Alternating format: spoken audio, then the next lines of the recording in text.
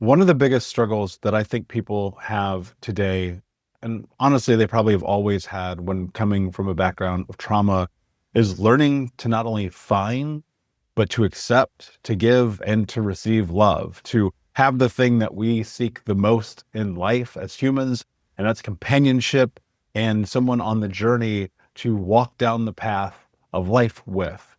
And uncovering the path towards being able to connect with another human is arguably one of the hardest things that we do when we've learned that the baseline framework for love is detached, is pain, is suffering, is loss, is competition. And so I'm very excited for today's episode with my friend Rick William as we're going to talk about this journey, not only of love, but of healing and what it means to be someone who is truly unbroken. That said, Rick, welcome to the show, my friend. I'm excited to have you here today. Absolute pleasure to be here with you, Michael. I'm curious, before we jump in, why should anyone listen to our conversation today? Well, if I was tuning into this today, knowing what we're going to talk about, if you're a person who has been walking the healing path and desires to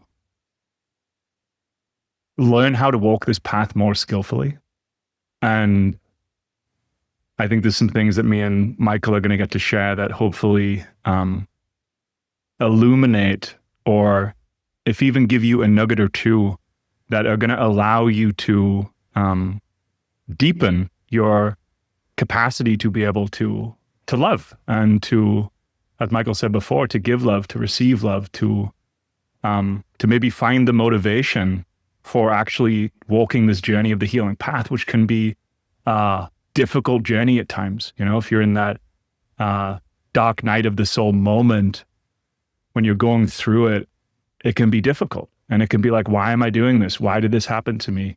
And my hope is for you that our conversation can maybe bring some light or some hope, or maybe some tools that are going to support you in actually being able to walk the path and integrate in such a way that is going to have your life transform and your relationships transform. It's powerful. Yeah, I think, Rick, at the end of the day, we all want love, but I think that starting, as odd as it may sound, with defining love might be helpful. It took me a long time to realize that the way that we use and attribute words to our life, when we've Mm. actually defined their meaning, carries far more weight than when we're arbitrarily using words because we think we're supposed to.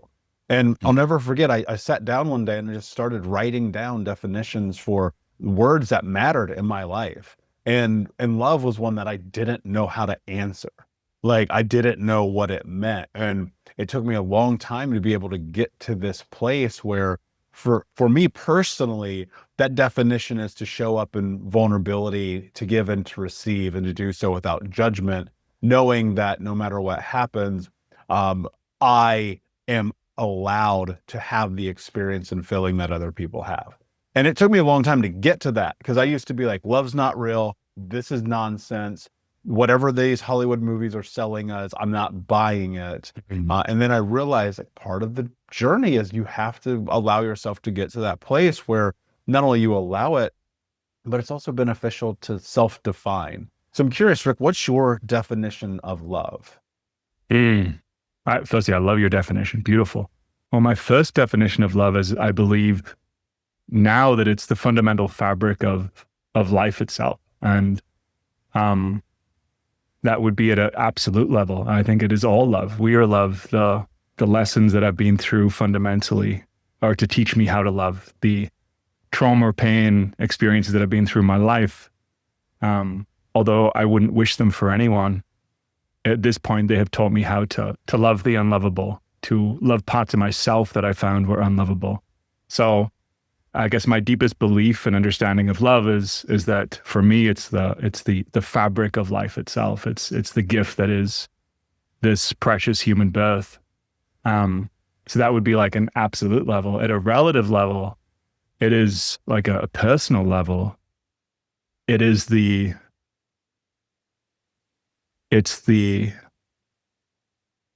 gift of giving inside of this life, That could be music, that could be words, that could be poetry, it could be food.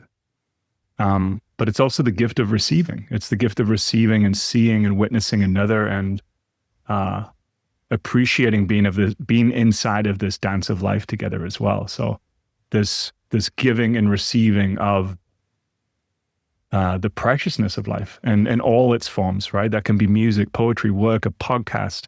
It could be, the way that you speak to a stranger or look at a stranger or speak to the clerk in your local store. Just the sharing and recognition of this human journey, this journey that we're all on together. I think it's fundamentally all love. And my belief of life itself is to teach us, has been to teach me how to actually love, how to love myself, how to love another, how to deal with the fact that no matter what, at some point, if I open my heart fully to another, a friend, my wife, at some point it's going to end. And also seeing that as love, seeing the fact that there is passings, there is cycles, and being able to come to terms with all of that is for me being the journey of love. And I'm very much a student of this path of love too. But yeah, I'm curious what you would add to that. And for Yeah, no, anyone I at mean, home, I'm curious as you're listening to both of us, what your definition of love would be. it's great. And I think at the deepest core of it, it's allowance. Like if I were like to parlay it with just another singular word, it'd be allowance, right? You just said it, to open yourself up. I mean, because you are on this journey, you probably will get hurt, right? You probably will feel pain, but you will also feel joy. You will feel what it means to know that somebody cares. But man, it's so difficult, right? And I want to walk this path a little bit more, and we're going to go deeper. But within this frame, now that we understand the definition, I want to understand you a little bit more. So Rick, tell us about your journey and what has led you to where you are today. My experience of love through this life experience, through some difficulties that happened when I was growing up. Had an abusive stepfather and had to, flee the country by the time I was like 9 or 10. We had to leave to Spain, and there's a lot of difficulty and kind of challenge growing up, and had a lot of difficulty at school. And, looking back, I could actually see there was love there, through different family members and, moments of love and moments of appreciation. But my experience of that at the time felt difficult. I felt fearful. I felt like I was unlovable. I felt like there was something wrong with me. I felt like life didn't make sense. I would wake up most nights having nightmares, like horrific nightmares. And that continued throughout my teen years and in my early 20s. And there was a lot of fear in my nervous system, fear of connection, fear of intimacy. And ultimately, all of these things were at first led me to suboptimal solutions, which might have been through different survival strategies, which I think are all beautiful in their own unique way. But, I guess like drugs and alcohol were ways of me being able to, numb the pain and being able to feel confident enough to express myself to another. I'm sure we've all had those moments where maybe we've had a drink or two extra, and you feel like that inhibition to be yourself is gone, and but not necessarily the most supportive way, right? There's ways we can be in relationships where you can actually just be yourself. I didn't know that. There was ways to feel love where it didn't require MDMA or ecstasy, right? It's like, but I was unconsciously trying to find my way to intimacy, to connection to myself, connection to my heart, and connection to others, which led me to the path of transformation in all its ways.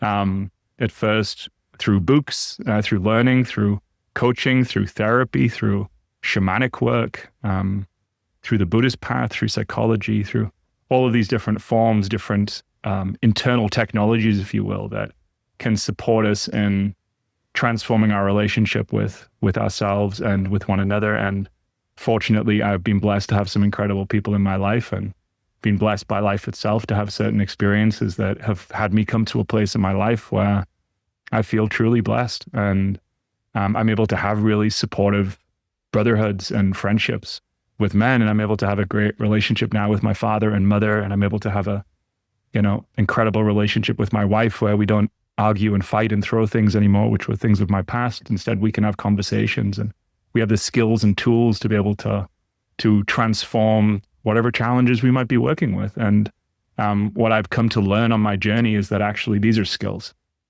The internal, uh, the internal way of being and loving ourselves, and the way of being in relationship, in fact, is a series of small skills that are actually learnable. And because I was able to have some great mentors and teachers and coaches, I fell in love with this path, which had me end up, long story short, being here in this moment right here with you, Michael. Yeah, it's fascinating to me that, I mean, our journey is very, very similar, obviously.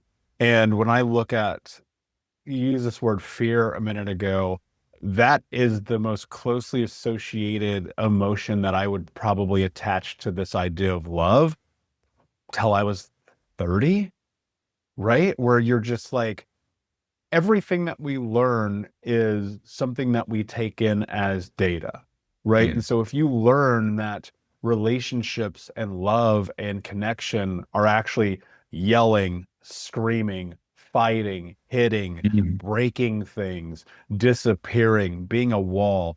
If we were dating, I was in a relationship and you and I got in an argument, I just disappeared, like almost immediately too, because it's the dissociation. mm, And you mentioned that that this is about skills. I agree with you, and actually entirely I agree with you. And that's because skills have utility. This is mm, what most people don't understand. The skill of learning, what I teach my clients is the peace is in the pause, meaning take that 10 seconds, that 100 seconds before you react, and think about your decisions and your choices. And mm, we want to rebuke the pain that we feel immediately with anything else. And it's like, well, if you learn the skills to cope with it in a healthy, productive way, man, it just fucking changes you. Like, yo, mm, I distinctly remember how many potential friendships, relationships, whatever could have been saved had I had more skill. mm, And it's weird because I don't know if this was your experience, but I'm heading to 40. I'm very close. It's literally around the corner. And in my late teens and 20s, one of the things that I would constantly do is anytime I'm in disagreement with people, it's fuck you, I'm out of here. Dude, I just wouldn't deal with it. And mm, that's disastrous. That's not how you live. But I also had this deeply rooted connection to, if there's any turmoil, there is inevitably going to be violence. And that's what I experienced as a kid. I didn't know anything else. And so our behavior patterns dictate what our life is, right? And mm, so my behavior patterns created this life where I would sit across from the woman I love. So I'll tell you a quick story. I'm creating context because I have a question for you that's very specific that I think is going to help a lot of people. When I was 26 years old, I was sitting across from my girlfriend. We at the time had been together for 5 years, 4 or 5 years. And this had to be easily the 50th time that I was sitting in silence. She's bearing her soul to me. And out of everything she says to me, my response is, well, what do you expect? And Rick, I learned something now in hindsight, obviously, that I wish I would have known then. And that's that this idea of the wall that we put up that we think is to protect us is actually mm, destroying our potential for human connection. mm, And one of the greatest skills that I've learned is the skill of communication. The mm, Let me rephrase that. The skill of communication through vulnerability. Because communication and communicating in truth are not always the same thing, as you know. And mm, so I'm curious for people who are listening to this and they're like, Rick, I get it. I would love to not argue and scream and fight with my wife. Michael, I get it. I would love to be able to sit in vulnerability and communication. Where do they start? Like, if we were to map this from A to Z, and mhm, someone is on this journey of just transforming a skill, first Hmm. question is, what is the most important skill they should be thinking about? And then what are the steps to start to make that skill a utility that actually serves them a function and purpose in their life? Great question. And I'm going to speak from my experience of this. And just to preface what you're sharing, if we rewind the clock 200 years, so just think back 200 years, 90% of humans in the world didn't have the capacity to be able to do basic math and English. Most people were illiterate.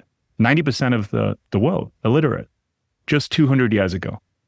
So think of the, huge span of human history, through civilizations, tens of thousands of years old, depending on which history books you read. So we've been developing for a long time. And only in the last 200 years did we learn as a species, predominantly, now that over 90% of us are literate. That's incredible in 200 years. Now, I also believe that the skills that we have been blessed to learn in this life that have transformed our relationships, Michael, are also skills. And I believe that we're in this moment, and just appreciating everyone here that's listening to this podcast, where we're learning how to do this, maybe for the first time as a species, because we have the internet, because we have podcasts like this that are allowing us to democratize the information, because we all have access to it. We're all online. We're all connected. So the information that actually works can hopefully find its way into the ears of those who need to hear it. So I believe, and I'm excited that we're here having this conversation, and that those that are listening are also here, because each of us that learn this gets to bring that into our life, gets to test it. Don't listen to anything me and Michael are saying. These are things to be tested, right? Like, try it out, test it, learn it. So with that said, how I learned this skill, and the way that I also teach it with my clients is, well, I'll start with the difficulty, actually. If we just go straight into communication training and we go there straight away, and you haven't done any of the interior work to regulate your own nervous system, to create, greater metacognitive capacity or greater awarenesses around the aspects of the arising of your own experience, right? We're always in our own experience. And, we're not experiencing life. We're often experiencing the life. We're not often, we're always experiencing the life we're focused on. So we're not experiencing life, we're experiencing the life we're focused on.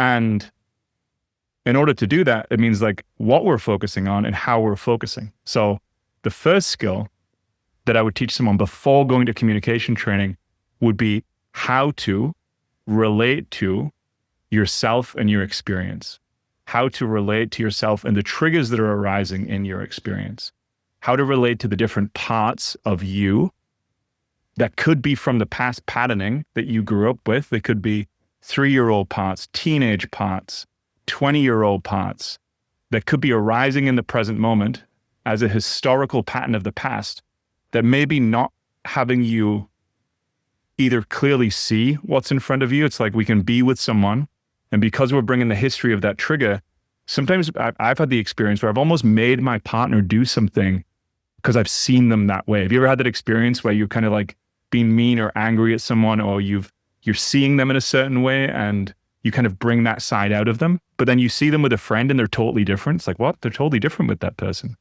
Because we're always in these relationships. We're always in these dynamics. So before actually learning the skill of communication, what I did and what I would do would be to learn the interior skills of how to relate to yourself. So on the healing journey skill set, tool set, you would have parts work, inner work, IFS, UST. These would be kind of like the core modalities that are creating methodologies, if you will, of how we just relate to ourselves, which is, I don't know about you guys, but there's a narrative, there's a voice that goes on in our head, and there's different parts of our experience that arise. And when we can start to relate to ourselves in a loving way, in an honest way, in an empowered way, in a caring way, to whatever's arising, as opposed to pushing it down or hiding from it or saying it shouldn't be there, like you were sharing before, Michael, about just acceptance of what's arising, and learning how to be that loving father, mother figure that you needed, to learn how to be that force of security, of safety, of love, of protection that every single child in this world needs to grow as a healthy, thriving, functioning human being. And if we didn't get those patterns from mom and dad, we got to learn how to be mom and dad inside of ourselves. And if I heard that when I was 20 years old, I would like, shut the fuck up. I'd be like, this is Totally. just some nonsense. While you talk, you got to pretend to be someone to yourself. What are you talking about? Um, I wouldn't have been able to receive it. But the truth is, you can do that. I've seen it myself. I've experienced it myself. I see it in my clients all the time. We can transform our relationship because what I said before, you're not experiencing life, you're experiencing the life you're focused on. That means if something arises in my experience, whether it's shame or guilt or anger, if I say, fuck, that shouldn't be here, get away, that's wrong, this shouldn't be here, I'm rejecting my own experience. And as I do that, what I resist persists. So I just end up in this cycle. Whereas if I can turn towards whatever is arising, my fear, my doubt, my not enoughness, and say, hey, I'm right here with you. Fear, I'm right here with you.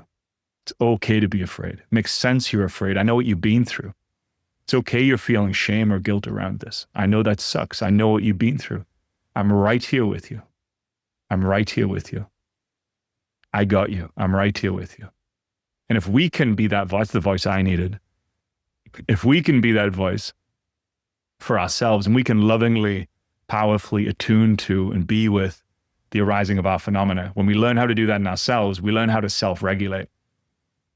We learn how to regulate the phenomena of our experience. We learn how to regulate our nervous systems. And then from that place, that makes your ability, one, to empathize with another is going to have increased.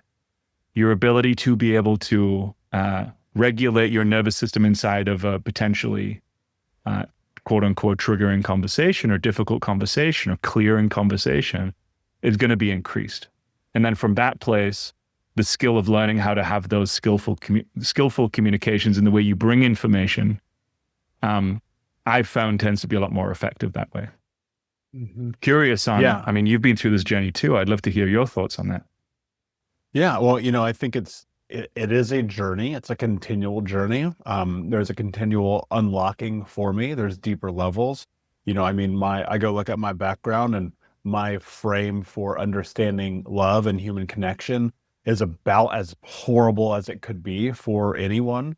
Many people know my story. My mother, drug addict, alcoholic, she actually cut off my finger when I was 4 years old.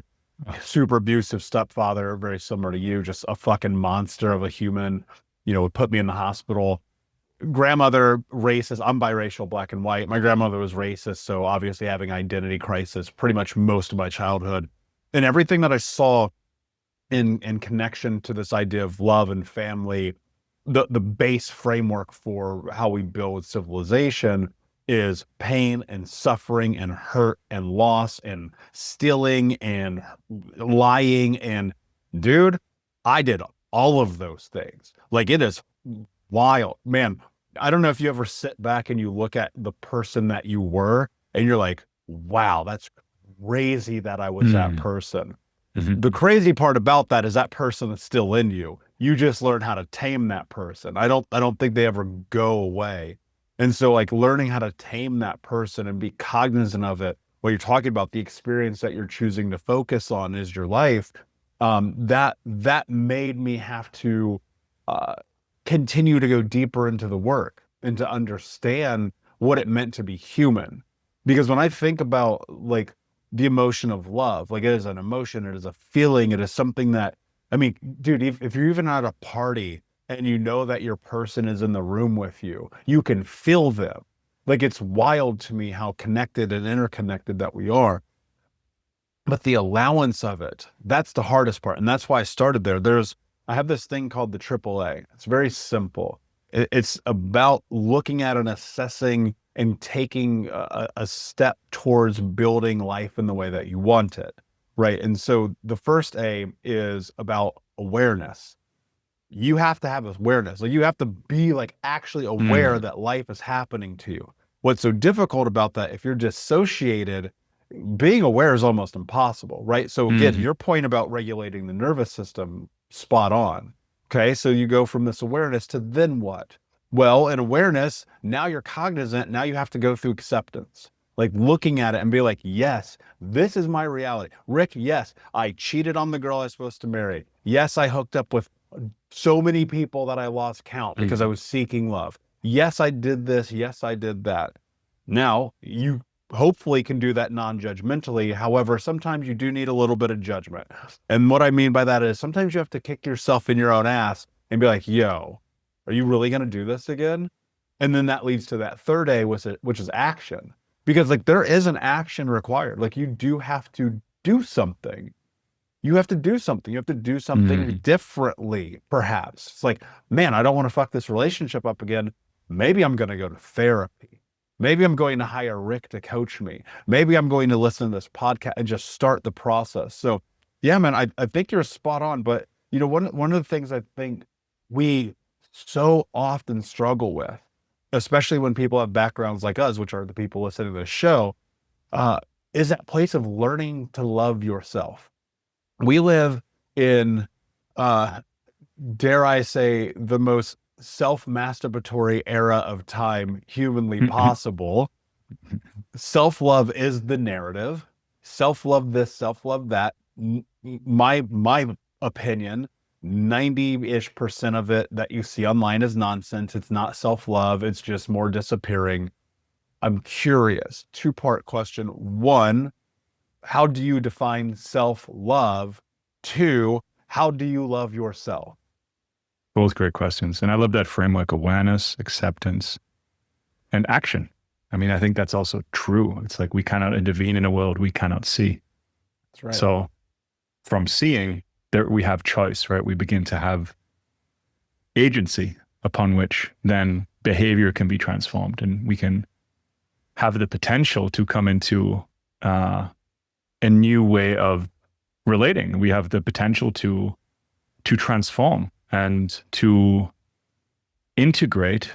Like you were saying before, I think there's a way of integrating our experience that has us be able to transcend it and include it. There's many difficulties with many different tools of the path, especially more on the spiritual side, that can have us be able to transcend our pain, but not necessarily relate to it and integrate it.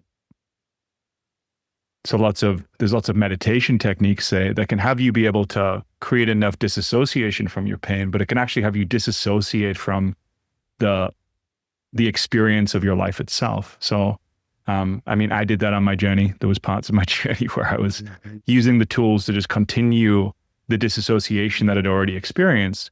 Was it a step up from where I was before? Absolutely. But was it the solution? No, because what I had to learn how to do, and this is coming back to answer your question, I had to learn how to love the unlovable. That's a difficult thing to learn to do, to learn how to love the unlovable. And if we hadn't learned how to feel and be given the experience of love through our parents because of how we'd experienced the world, if there was trauma, if there was difficulty growing up, we might not have got the role models to understand what receiving that experience feels like.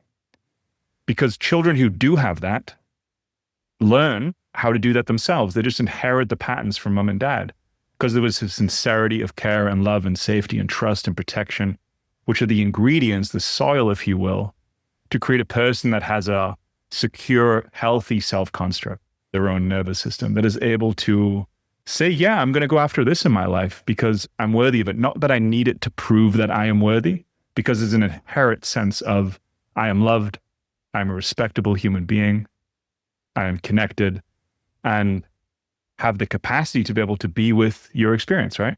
That's what can happen inside of relationships. We will all know people in our lives who have had that. And I think it's beautiful for those people that do. I celebrate them. Might not have celebrated them growing up. I might have been envious of them, but I think it's a beautiful thing that there are people role modeling what healthy relationships and healthy love are.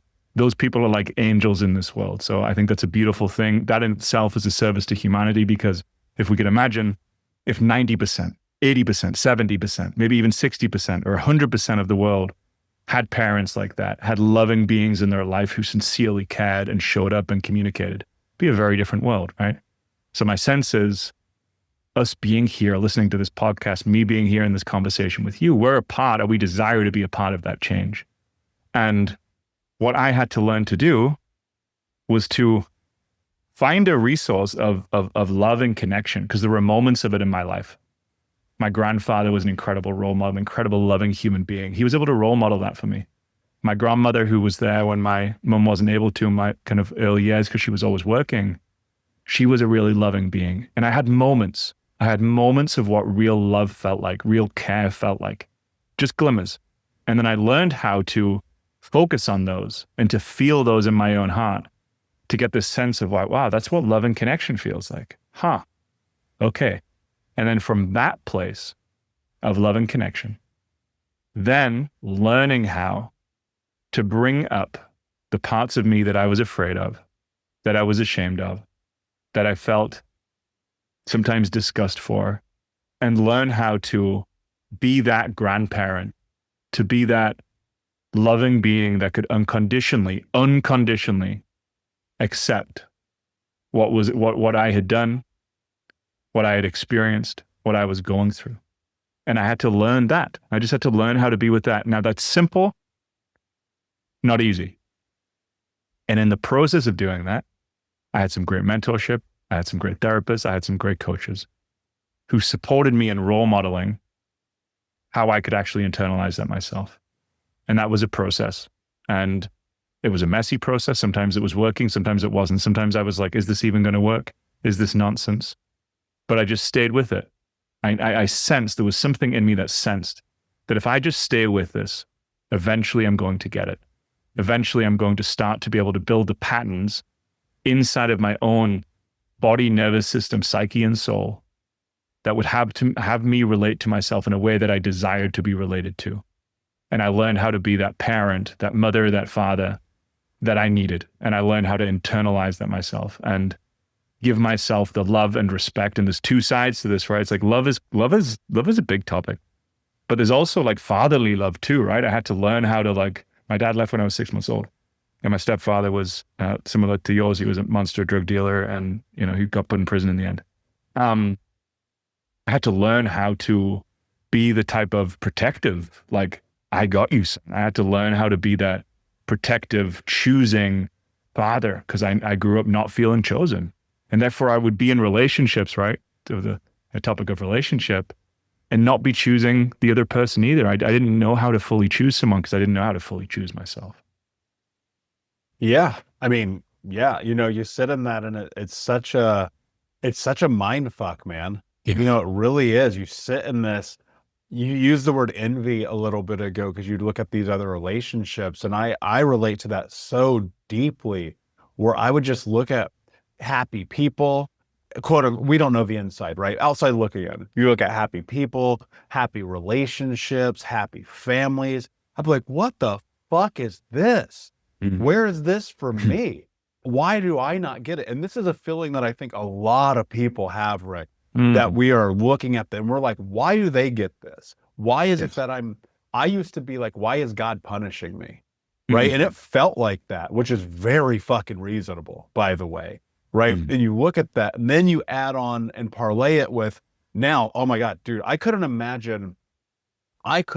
imagine being in the window of 18 to 25 when my life was really a fucking shit show, in the age of social media, and sitting and looking at everyone being happy all the time. Because social media is the biggest lie in the world. People are not all happy like that. I can promise you. I'm certainly not. I know you're not. And I think there are a handful of us that are a little bit more vulnerable about it. I know that's certainly true for myself. But the idea of like trying to find the space of looking at life as loving the unlovable, as you said, man, that's what this is about. And it's so difficult because you've always been told you're not lovable unless, Mhm. right? There's always been a caveat. Condition. Yeah, exactly. There's always something that you must attain to feel love, right? Mhm. Whether it's grades or appearance or sports or whatever that thing is. And if you come from a household with drug addict, alcoholic parents, if you come from a household where a parent goes to prison, if you go from a household where parents are always at work, as a child, you don't understand that. And so we internalize this idea that we must not be good enough And that's why they're never here. That's why they do drugs. That's why they went to prison. That's why all of Mm. these things. And so now you're in this, again, mind fuck of this experience of here I am at 26. Every relationship's the same. Everything ends in a disaster. Here I am at 34. Same thing. Here I am at 55. Again, same. Why? Because we haven't yet realized what you talked about, which I think is so important, that you have to love those parts of you that deem yourself worthy of your own respect. And sometimes deeming yourself worthy of your own respect is actually looking across at the person that you're with and then asking yourself this question, which this will really fuck you up. Am I dating my mom or dad? Because when you get into that, whew, man, now you're playing this game where you really have to start thinking about who it is that you are and what you're doing with your life. But people so deeply fear true connection and true intimacy. I know I certainly did for a long time. I'm not talking about sex. Sex is easy. Dude, sex is the easiest thing on planet Earth. In fact, all of us can do it. It's pretty ridiculous. Love, Mm. connection, Mm. intimacy, when you come from that, feels almost impossible. And yet, I hear a story about Rick not fighting, yelling, screaming, throwing things with his wife. I look at my journey. I can sit down and have a hard, brutally uncomfortable conversation and not disappear.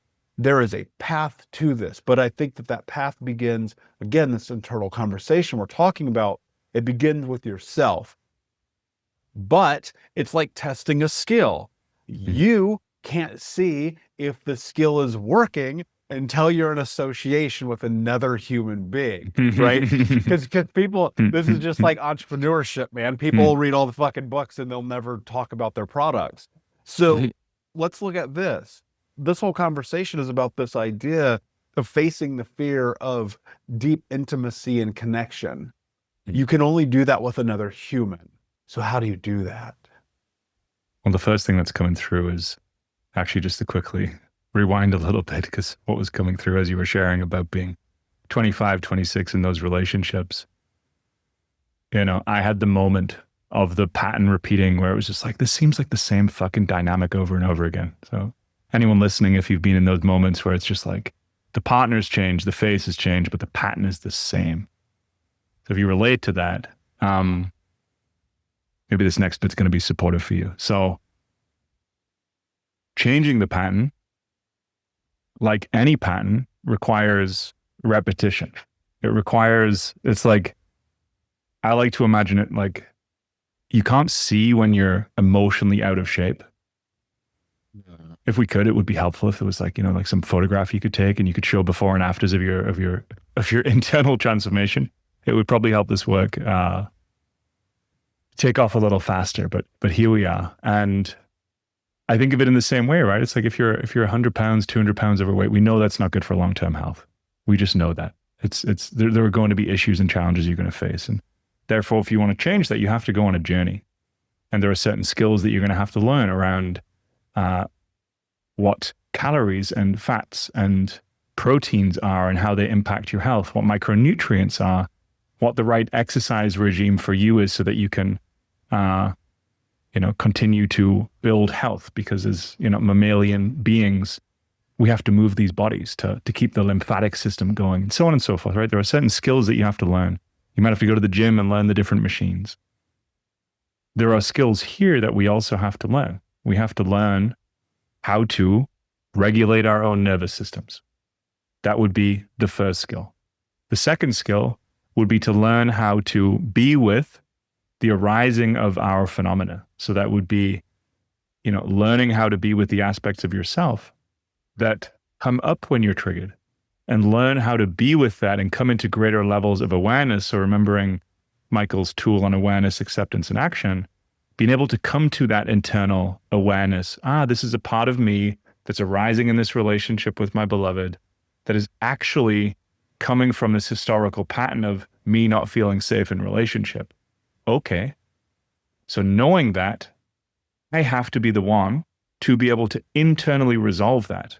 if we want to be sovereign beings, if we want to have a level of security and confidence within inside ourselves, then we have to learn how to give that to ourselves. We have to learn how to give ourselves the things that we needed. So then each trigger becomes a cue for your liberation. Each trigger becomes a cue for you to become more aware, more loving, and to take more action towards the life and relationship that you actually want. And when you get those two down, from there, you start to build some confidence. You start to build some momentum of, okay, cool, I can do this. I'm starting to see some benefits. I'm less reactive with my partner. Cool. I'm less reactive at work. Cool. You start to build some momentum. And then from there, you may start learning other skills. So the skill of communication. If you want an amazing relationship, essentially, no one taught me this, you need to be a masterful communicator. You need to learn the skills of communication. You need to learn how to bring something to someone without it being an attack. An example of that would be if I was to say, Michael, you're this. Michael, you're a piece of blah, right? Instantly, Michael or anyone, their trigger would go off. You're making a direct personal attack on the core identity of the individual, and that always creates a reactivity. So you have to start to learn, okay, cool, don't do that. But we can talk about behaviors. Hey, if I said, hey, that behavior that you do really upsets me or really hurts me, very different conversations. If we can start talking about behaviors that are in the relationship, we can start bringing it up in a way that allows us to skillfully move through it, to clear what might be in the way of deeper levels of intimacy. Because often we can get into relationships and things are good for the first 6 or 7 months. You get to experience the hormonal cascade of serotonin and oxytocin. It's a beautiful journey. And then 7 months down the line, that comes down back into baseline. And then those triggers are still there. And if you don't deal with those triggers, if you don't deal with the internal, the external will repeat itself. And that's then the opportunity to be able to learn how to love the unlovable within yourself, how to even better love the unlovable in another person. I think that's the beauty and benefit of relationship, when we can come into and love the other in places that they can't because we love them. And I believe that's what love is. I believe love actually is unconditional. It's without conditions. It's no matter what, I'm here and I've got you and I'm going to show up. I don't know how we're going to get through this, but I love you. That part of you, I love you. That part of you, this behavior I might not like, but you, I love. You, I love. And that's pretty radical in our world. And the reason why people, for example, love their pets and love their children is why? What's that love? Unconditional, right? No one's going to take your pet away from you. And your child is generally tied to you from that familial parental bond for your life. It's a really deep bond. So this certainty there that relationship is going to stay, and therefore people show up differently. But when we can start to think of people as, oh, we can just X them off, we can just leave them, we're not going to show up, then it makes relationships turns into something transactional versus something relational. And relationships can be challenging at times, and it can be hard to love people. But that's again where we come back to learning how to love the unlovable, learning how to love the unlovable in ourselves, and learning how to love the unlovable in other people. And the caveat for this is I'm not saying to tolerate unsupportive or dysfunctional patterns of behavior in other people. It's not what I'm saying. But to create an actual healthy relationship, you do have to be able to love. And to love, I believe, means all the way through. Powerful. Yeah, and I agree. And I think loving someone with their flaws is so incredibly important because unfortunately, one of the things that happens in relationships is people tend to think that they can change someone. Nobody's changing for you. It's just literally never going to happen. If they do in any capacity change or transform, they'll do it because they're choosing to for themselves. Yeah. And I think you made a very, very good point at the end about recognizing that, you don't have to accept that the abusive parts. You don't have to accept the deeply negative parts. You don't have to accept the hurtful parts of people, and that's why I think that question of like, are you dating your mom and dad is such an important question when you're looking at the relationship you're in. because I didn't understand this. Like I was with someone, and I've shared this before. Obviously, I won't go to names or anything, but I was with someone for a very long time in my 20s. She never hit me ever, but the verbal abuse, Mm, mutually, by the way, I am very guilty in this. I'm not taking myself out of the equation. Brutal. The verbal, the mental, the emotional abuse, brutal. And one day, man, I'll never forget this. I was driving home after spending time with her. I was like, I fucking hate her. Like that was this. I fucking hate this person. She's just like my mom. And mm, it was really a locked in, cued in, holy shit kind of moment where I was like, oh, this is making more sense now. This is happening again. Right. And so if we look for patterns, kind of to your point earlier, there's a lot of freedom that comes on the backside of that.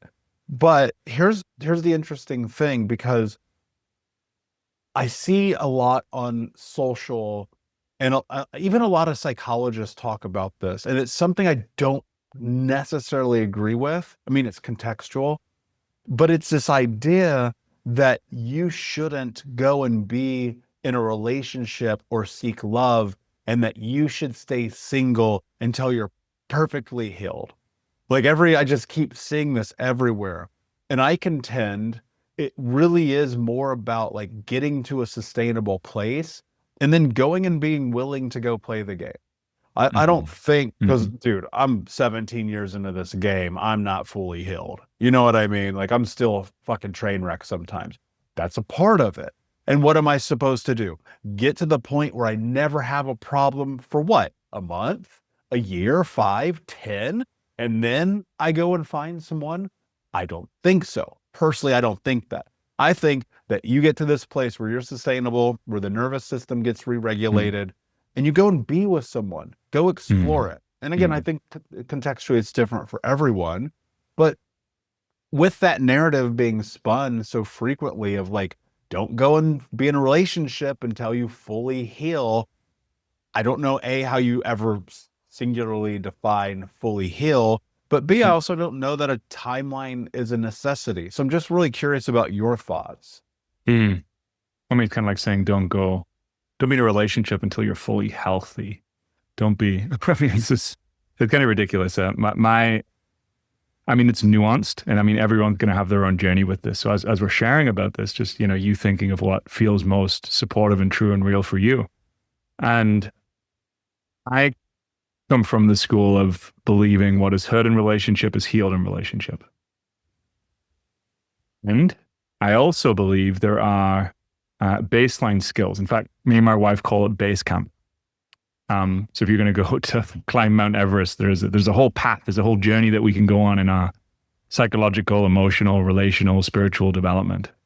And there's many mountains to climb, but there is base camp, and there is the kind of basic skills of self regulation, of communication, of looking after our lives in such a way that allow us to create enough of the conditions to allow for love and intimacy and connection to occur. So, knowing that also means you could choose to be in a relationship with someone who's also on a similar journey that is supportive of the journey you want to be on. Just like if you were on a health journey and you went out with someone who really wasn't on a health journey and was into eating junk food all the time, that might make your journey a lot more difficult. So, being with someone who's on a similar journey as you then can be a really beautiful dance, whether you guys stay together for a month, a year, or a decade, or a lifetime. You guys can come into it with intentionality of, hey, like we're on our healing journeys and we're also learning how to be into relationship together. Do you want to do this together? I like being with you. And I think from inside of that, really beautiful things can emerge because you get the opportunity to actually get to be in the arena. Because again, like you said before, whether you're an entrepreneur or in this game of healing and transformation, if you're just reading the books, you're not in the arena. So we have to be able to bring this into our relationships. And if your choice is that you don't want an intimate relationship right now, well, then you bring this into your friendships. You learn how to heal your friendships. You learn how to be a That's a better great friend. You learn point. how to be a more intimate friend. You could learn how to heal relationships with family members. You could learn how to have transformative, healing, clearing conversations with family members in such a way that bring intimacy and healing and connection back to you and to others. And then those same skills could then be used in relationships. If your choice is that you don't want to be in relationship right now, there are other ways of being in relationship that can support the learning of that skill set. Equally, if you want to find someone who's on the journey too, I think that can also be a beautiful thing. So yeah, that would be my take is there's skills to be learned, and these skills really have to be applied in relationship.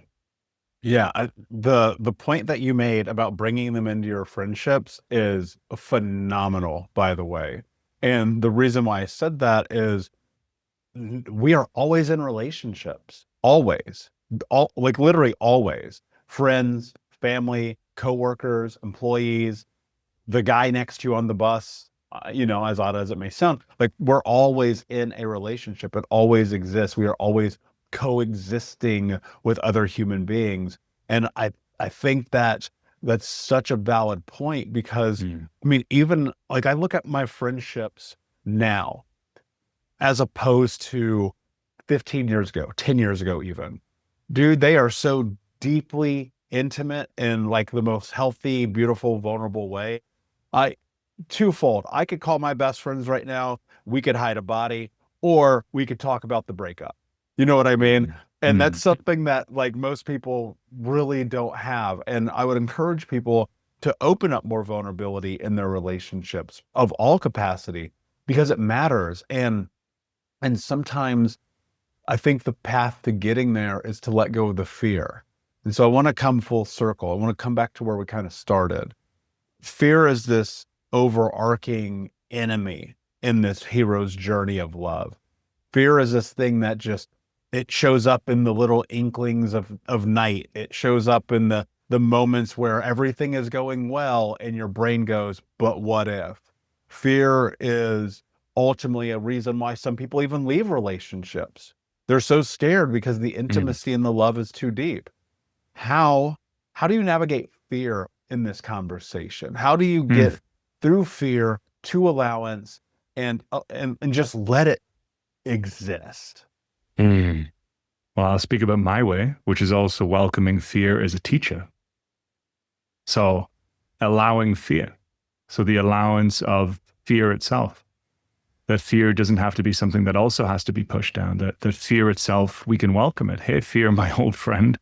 Okay, cool. As soon as you do that, you're now in relationship with it, not being taken from it. Because as soon as I say, hey, fear, my old friend, I'm right here with you, buddy. Fear no longer has the grip. Fear no longer is in the driving seat. I'm in the driving seat and fear is in the passenger seat. And from there, we can create a new relationship. So it's not just what's happening in our experience, it's how we're relating to what's happening. I'm going to say that again. It's not what's happening, it's how we're relating to what's happening. That's also the past. The healing journey is learning how to relate to your past in a new way, not cognitively. I mean, in your heart, your body, where you're transforming the relationship with the past in the present moment. You can't ever erase the past, but you can transform your relationship to it. It can become a lesson. It can become a blessing. It can become something that deepens your compassion and your love and your understanding. Those things are real. So remembering that it's not what's happening, it's how I'm relating to what's happening. So if fear is arising, I can welcome fear as a friend. Hey, fear, I know you. I'm right here with you. I've been afraid. I know what fear feels like. And I'm here with you in this. And right there, you're being the friend to yourself. You're being the friend that you were just referring to before that would be right there with you to bury the body, to talk about the breakup, right? It's like, it's also being that friend for the arising of not some phenomena, not some parts of our experience, but all of our experience.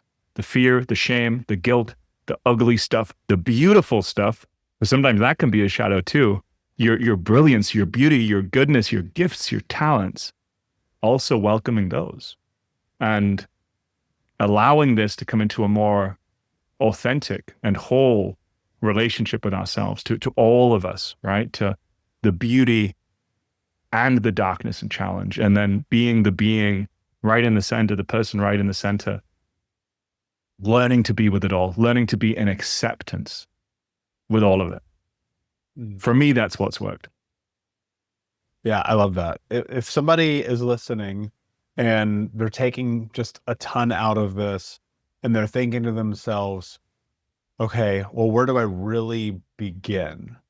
Right? Because obviously we've talked about regulating the nervous system. We've talked about, this idea of this allowance, acceptance, action. We've talked about like taking inventory of the relationship. We've talked about so many different things. But let's say somebody's already in a relationship and things are not working and Mm, they want to fight for this person. They want to fight mm, for their flaws. They want to find a path. They have chosen them. They have done as much as humanly possible to try to make it work. They're mm, willing to do one more thing right mm, before they walk away and they throw in the towel. Maybe they tried a couple of different things. They sit, they chat. There's a disconnect. Something here is foundationally not working. Where do they start? Like, what is something that a couple could do? Let's assume, by the way, Rick, because I think we have to make this assumption. Let's assume both parties have mutually agreed that they're willing to figure it out. Because if it's mm, one-sided, that you're doomed. There's nothing you can do about it. So let's go into this and assume that both parties have mutually agreed, hey, I love you. I love you too. I will walk this path to the point of irreconcilable differences, right? mm, Which I have mm, experienced before. That is a thing. I get it now. I used to be like, what? But now I understand it. But sans that, outside of that, they're willing to do whatever it takes. What do they actually need to do? What must they do to actually fix that relationship? That's a beautiful place to be if anyone is in that scenario or you end up in that scenario. That's a beautiful and powerful place to be because you have two individuals who are willing to show up. And inside of that, if you're willing to go on the journey and they're willing to go on the journey, you could do what we just said before, that healing is done in relationship, that what is hurt in relationship is healed in relationship. So it's a beautiful opportunity. And inside of that, we're going to go back to what we said. It's like, I might sound like I'm repeating myself here, but sometimes we have to repeat the basics and we repeat the basics until it's done. You repeat the basics if you're learning music, you have to repeat the basic keys until you get it down. And then eventually you learn how to play a song. Inside of fitness and health, you have to learn the basics and eventually you get those down. And then you become unconsciously competent in any skill set. It's the same here. So I'm going to bring it back to the same thing we've been talking about today. You have to learn how to regulate your own nervous system, to be with the arising of the phenomena of your experience, your triggers, in such a way that they transform, and then learn how to communicate in relationship and build a healthy vision with that partner and learn from other people, whether that be in a group, whether that be a therapist or a coach that can support you in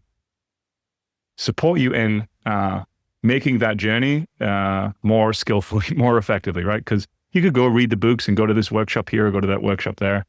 And that might be your journey. If you don't have the resources or resourcefulness to get people in your life that can support you, you might have to go learn it here, learn it here, learn it here, and then put it all together yourself.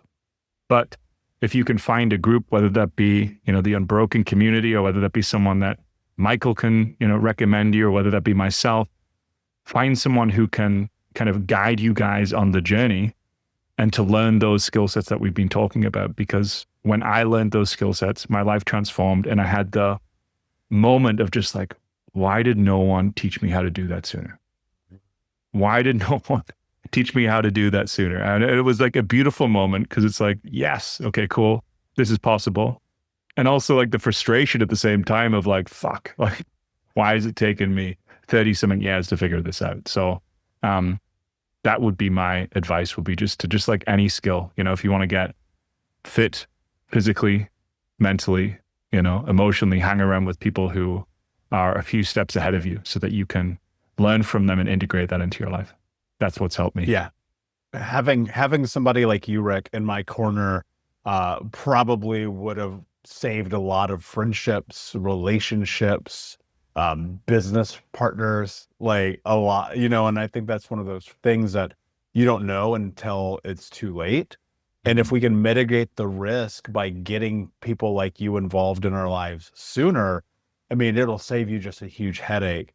I think the biggest lie we tell ourselves as humans is the notion that the same ideas and thinking that brought us into this mess will get us out.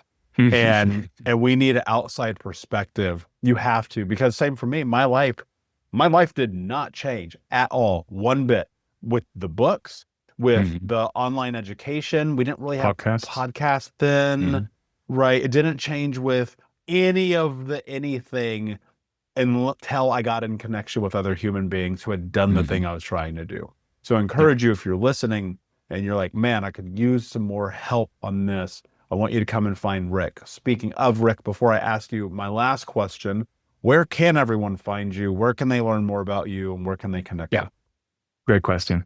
There's two places. The first place is my website, rickwilliam.com. That will give you kind of all the other ways that we can connect. If you're on social media or email, we can kind of connect that way.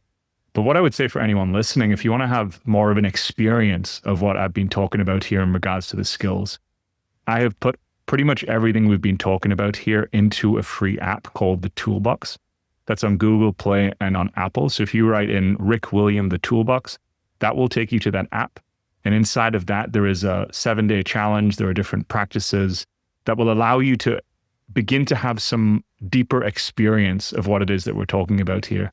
And, you know, then from there, you can kind of join our communities and the kind of other men and people that are kind of doing this work together. So that would be my recommendation. And for anyone from the Unbroken community would be a pleasure to have you.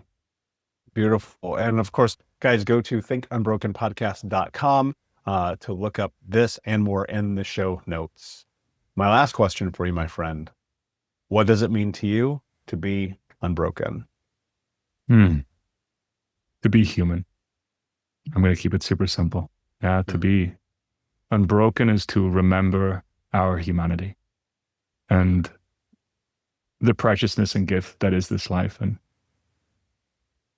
including all of it, the broken and the unbroken, and learning how to love it. I think that's what being unbroken means to me, is to learn how to love all of it more and more. Yeah, couldn't agree more. And the most to err is to be human comes to mind. My friend, thank you so much for being here. Unbroken Nation, my friends, thank you all so much for listening. If this brought you any value to your life, please share it with a friend, because I can promise you someone in your life could use this episode. Thank you for being here. Take care of yourselves, take care of each other, and until next time, be unbroken. I'll see you.